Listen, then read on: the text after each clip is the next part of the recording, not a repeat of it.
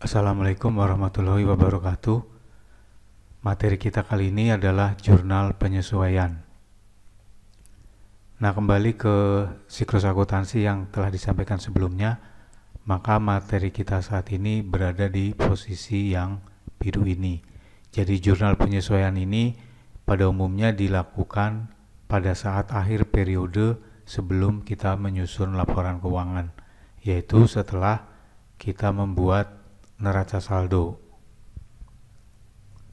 Kemudian pengertian dari jurnal penyesuaian adalah jurnal yang dibuat untuk menyesuaikan saldo-saldo rekening yang ada di neraca saldo sehingga saldonya menjadi atau menunjukkan saldo yang sebenarnya sampai dengan akhir periode. Adapun tujuan dari jurnal penyesuaian adalah untuk mengoreksi perkiraan atau akun yang ada sehingga mencerminkan keadaan aktiva, utang, modal, pendapatan, dan biaya yang sebenarnya. Ya, jadi kondisi-kondisi tertentu telah merubah saldo-saldo yang ada pada buku besar, tetapi perubahan itu belum tercermin di dalam catatan-catatan yang ada di buku besar. Oleh karena itu, diperlukan jurnal penyesuaian. Penyesuaian dilakukan pada dua hal ya. Jadi macam-macam penyesuaian itu ada dua hal di mana kita perlu melakukan penyesuaian. Yang pertama adalah kondisi di mana transaksinya sudah terjadi tapi informasi tersebut belum dicatat di dalam perkiraan atau akun yang bersangkutan. Dalam hal ini contohnya adalah biaya gaji yang masih harus dibayar. Artinya kewajiban perusahaan untuk membayar gaji sudah terjadi tetapi belum dibayarkan. Nah, untuk yang jurnal ini, yang gaji yang masih harus dibayar, nanti akan muncul utang gaji dan penambahan pada biaya gaji. Kemudian yang kedua adalah transaksinya sudah dicatat, tetapi saldonya harus disesuaikan karena belum sesuai dengan kondisi yang sebenarnya. Contohnya di sini adalah pemakaian perlengkapan. Jadi di akhir periode nanti kita akan melihat berapa saldo perlengkapan di buku besar dan berapa nilai perlengkapan yang masih tersisa. Nah, nanti jumlah perkiraan perlengkapan itu harus dikurangi dengan jumlah yang sudah dipakai. Nah, jumlah yang sudah dipakai itu nanti masuk sebagai biaya pemakaian perlengkapan. Nah, ini adalah dua contoh atau dua keadaan di mana diperlukan penyesuaian. Hal-hal yang perlu disesuaikan. Nah, secara rinci nanti ada 7 hal atau ada 7 yang perlu dilakukan penyesuaian. Yang pertama adalah biaya yang dibayar di muka, prepaid expense, kemudian pendapatan yang diterima di muka, unearned revenues, kemudian biaya yang masih harus dibayar, accrued expense, pendapatan yang masih harus diterima, accrued revenues, kemudian penyusutan aktiva tetap atau depreciation, kemudian kerugian piutang atau bad debt expense, kemudian biaya pemakaian perlengkapan atau use of supplies cost. Nah, kita akan lihat satu-satu dari masing-masing kondisi atau keadaan tersebut ya. Jadi ada 7, nanti kita akan bahas satu-satu. Nah, yang pertama adalah biaya yang dibayar di muka. Di sini kita ada contoh ya bahwa pada tanggal 1 Februari perusahaan membayar premi asuransi sebesar 1.200 untuk periode 2 Februari 2011 sampai dengan 2 Februari 2012. Berarti untuk 1 tahun atau secara sederhana sebulannya berarti 100 ya. Kalau kita lihat sini sebulannya 100, kita bayar untuk 1 tahun. Nah, pencatatan pada saat terjadinya transaksi ada 2 cara. Yang pertama adalah yang disebut pendekatan neraca. Pada pendekatan neraca ini, maka uang yang kita bayarkan dicatat sebagai persekot biaya atau biaya dibayar di muka. Dari transaksi di atas, maka nanti kasnya akan berkurang karena kita membayar sebesar 1.200. Nah, 1.200 ini akan dicatat sebagai persekot asuransi. Ya, jadi dia akan bertambah sejumlah uang yang dibayarkan. Sedangkan metode yang kedua atau pendekatan yang kedua disebut sebagai pendekatan laba rugi. Dalam pendekatan ini nanti yang akan terpengaruh adalah kas berkurang ya, kasnya berkurang karena kita bayar sama seperti di sebelah kiri. Tetapi nanti dia bukan dianggap sebagai perskot, tetapi langsung dicatat sebagai biaya asuransi. Ya, jadi nanti biaya asuransinya bertambah sebesar 1.200. Kemudian nanti pencatatannya pada saat kita membayar seperti ini. Pendekatan neraca kita bayar 1.200 berarti kasnya berkurang atau dikredit. Persekot asuransinya bertambah sebesar 1.200 atau di debit. Maka nanti jurnalnya seperti ini. Debitnya persekot asuransi 1.200, kreditnya kas 1.200. Ya, perhatikan yang merah ini. Kemudian pendekatan yang kedua yaitu pendekatan laba rugi. Kita akan mencatat kas berkurang atau dikredit ya karena kita membayar. Kemudian debitnya nanti adalah biaya asuransi. Maka pencatatannya di jurnal umum nanti seperti ini. Biaya asuransi di sebelah debit, kas di sebelah kredit. Nah, dari dua metode ini kalau kita perhatikan bedanya di sisi debitnya. Yang sebelah kiri pendekatan neraca dia dicatat di persekot asuransi, sedangkan pendekatan laba rugi dia langsung masuk sebagai biaya asuransi. Mohon dipahami dengan baik sebelum kita masuk ke jurnal penyesuaiannya. Kemudian pada tanggal 31 Desember 2011 ya kita perhatikan bahwa dulu kita bayar 1.200 untuk 1 tahun atau 100 per bulan. Maka pada tanggal 31 Desember biaya asuransi yang sudah dipakai adalah 11 bulan ya, yaitu Februari sampai dengan Desember 2011. Itu sudah dipakai sebagai biaya. Besarnya adalah 1.100, jadi 11 bulan kali 100.000. Oleh karena itu nanti masing-masing pendekatan pada saat terjadinya transaksi kita mencatat perlu adanya penyesuaian. Nah, yang pertama adalah pendekatan neraca. Pada pendekatan neraca dulu dicatat sebagai persekot asuransi. Karena sudah dipakai sebagai biaya 11.000, maka persekot asuransinya harus dikurangi 1.100. Maaf ya, bukan 11.000, 1.100. Nah, pengurangan ini nanti masuk ke biaya asuransi. Jadi biaya asuransinya akan bertambah 1.100 atau dicatat di sebelah debit. Adapun jurnalnya nanti seperti di bawah ini. Debitnya biaya asuransi 1.100 dan persekot asuransi di sebelah kreditnya 1.100. Maksudnya adalah persekot asuransinya kita kurangi 1.100 karena sudah menjadi biaya asuransi. Jelas ya? Kemudian yang kedua adalah pendekatan laba rugi. Pada pendekatan laba rugi, diingat lagi, pada saat terjadinya transaksi dia dicatat sebagai biaya asuransi. Ya, perhatikan di sini, dia dicatat sebagai biaya asuransi. Maka penyesuaiannya nanti biaya asuransinya dikurangi 100. Kenapa? Karena yang sudah menjadi biaya adalah 1.100. Jadi dulu dicatat biaya 1.200, maka harus dikurangi 100.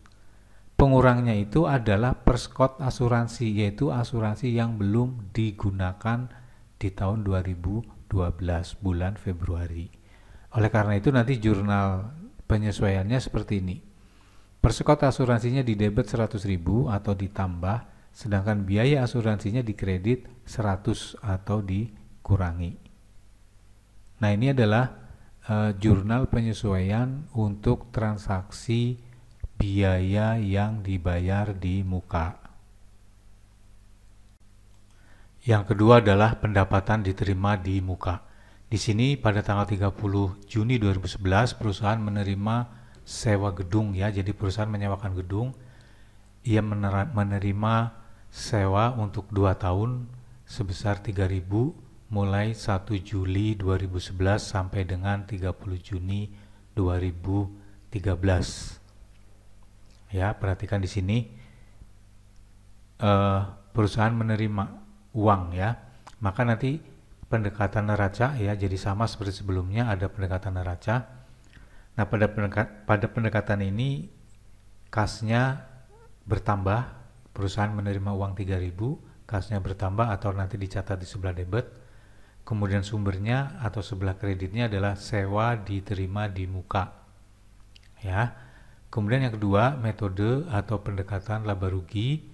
Perusahaan akan mencatat kasnya bertambah, debit 3.000, kemudian sumbernya langsung dicatat sebagai pendapatan sewa atau di sebelah kredit nanti dia dicatat.